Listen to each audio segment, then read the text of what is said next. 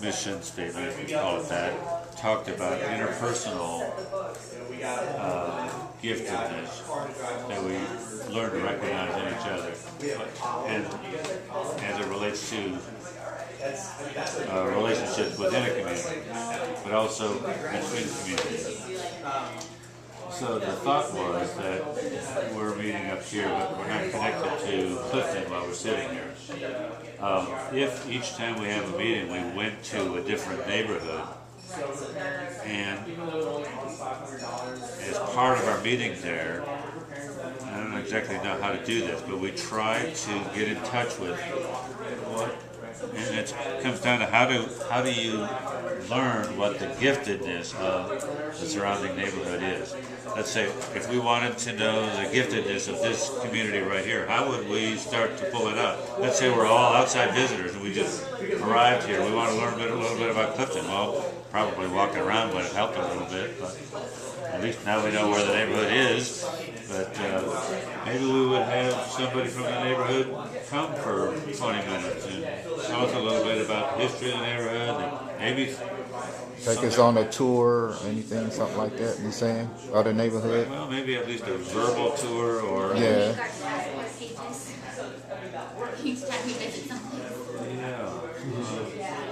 I'm just thinking that we could cultivate that by locating our meeting in different places and including a component in there where we try to learn a little bit about the giftedness of the neighborhood. This is going beyond the giftedness of one another or within our neighborhood, but how do we go about learning about the giftedness? Maybe we would have to invite people in with a question. Invite somebody in to answer a question like, what's the giftedness of this neighborhood? And we have to cultivate what those questions would look like. Can I spin into that?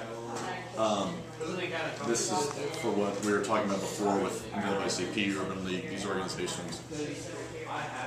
Neighborhoods have councils, there's organizations like the ones that you've mentioned.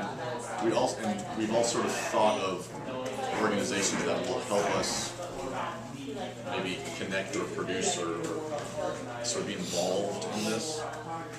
Maybe it would be valuable for whatever time it is until our next meeting for us each to identify whether we call them stakeholder groups or organizations or some sort of body that has some sort of a structure that we can share with them the ideas that we're sort of generating, what we'd like to kind of see in sort of if we rework this, fine. Yeah.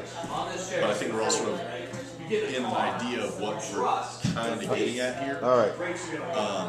And rather than maybe every time coordinating 8, 9, 10 people to go here and have a dialogue with us, what are the things that we can do as individuals to identify whether it's the neighborhood council dialogue